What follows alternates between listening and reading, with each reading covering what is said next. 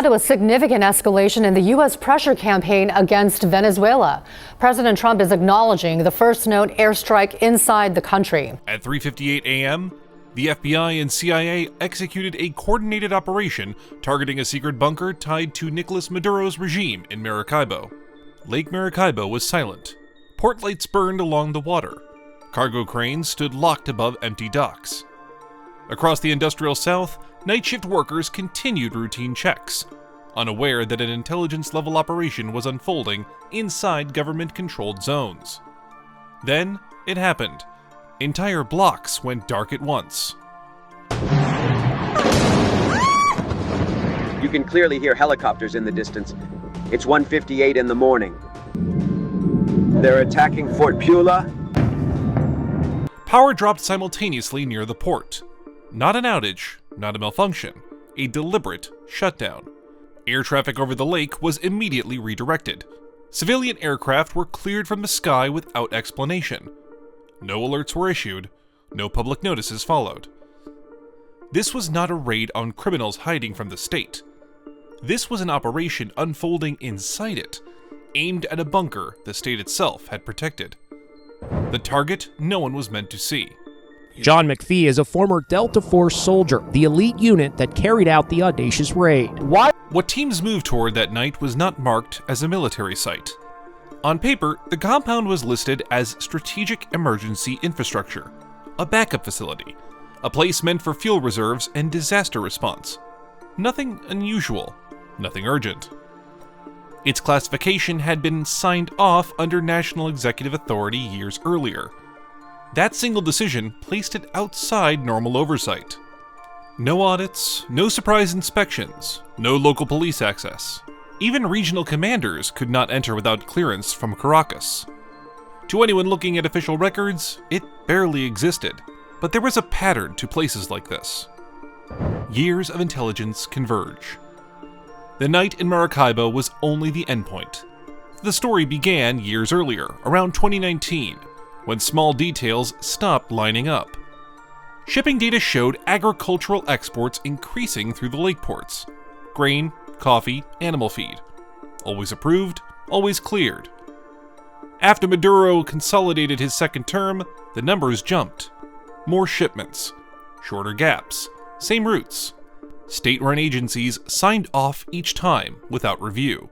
Financial teams began to observe payments passing through governmental institutions by 2021 that did not correspond to their declared purpose. Satellite photos from 2023 revealed underground construction without authorization, and intelligence streams aligned by 2025. Port documents carried stamps from offices that reported directly to Caracas.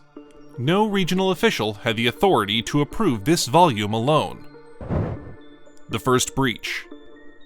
At 4:47 a.m., the operation crossed a line. The access door was not ordinary. It was thick steel, reinforced, built to survive fire, pressure, and direct attack. A shape charge was placed with care. No excess force, no noise beyond what was required. The blast was sharp and controlled. As the door gave way, the echo rolled through underground corridors. The design was familiar to the teams moving in. They had seen it before, beneath executive compounds and protected state facilities. Beyond the breach, the space opened wide. Rows of industrial shelving stretched into the darkness, laid out with the same order used in state logistics centers. What lay beneath the surface? The labels told their own story. Shipping codes matched government systems. Inventory marks followed official formats. Brick after brick, stack after stack, tens of thousands of kilograms of cocaine, sealed, stamped, and preserved. High purity, export ready, not hidden, stored. From storage to state operation. The scale made denial impossible. No criminal group could move this volume alone. Not without help, not without silence, not without control. To function, this operation required military cooperation to secure routes. It required port authorities to clear cargo without inspection. It required customs officials to look away every time.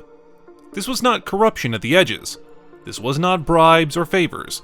This was policy disguised as logistics. Every layer worked because it was protected by the one above it. Every approval carried weight. Every silence had a reason. The hidden command core. Deeper inside, the teams noticed something that did not belong. Behind a narrow maintenance corridor, one wall felt wrong. Too solid, too clean. Ground scans were brought in. The readings showed empty space where solid concrete should have been. A false wall. Once exposed, the design became clear. This was not storage.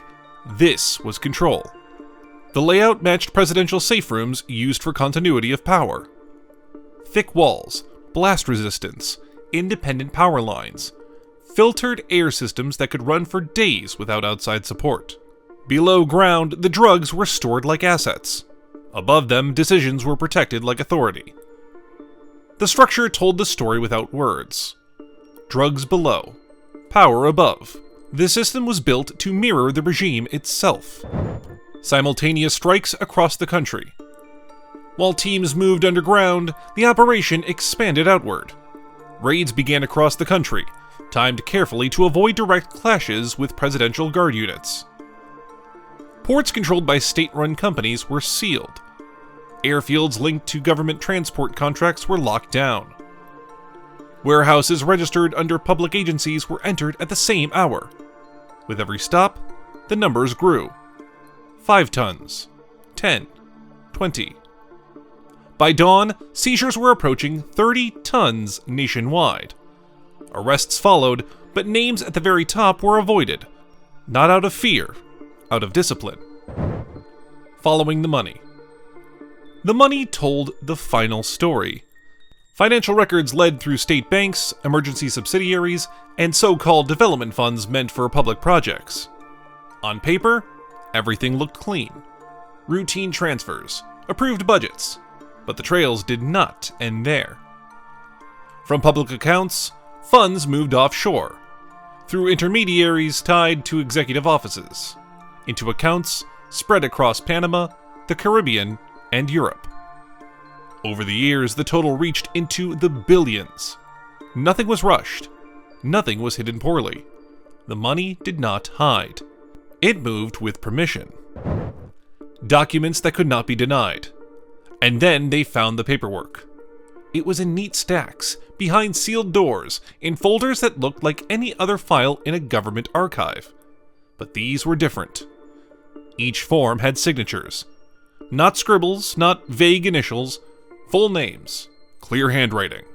Approved by offices that routed through the presidential command chain. The codes matched the presidential office routing system exactly. There were no forged names, no altered dates, no obvious mistakes to blame. Everything was official, routine, calm. This crime was not emotional. It was administrative. Every approval, once examined, left no room for denial. The human cost. Every kilo uncovered had a cost. Overseas, overdoses spiked. Violence followed shipment cycles. Families lost children. Cities paid in sorrow. At the top, privilege remained untouched. A president insulated from grief. Numbers became names. Cycles became pain. Ordinary people paid the price. This was never just a bunker. It was about a president ruling above and beyond oversight. Systems like this grow with protection, silence, and decisions made far above view. The bunker was not a secret. The country was built to protect it.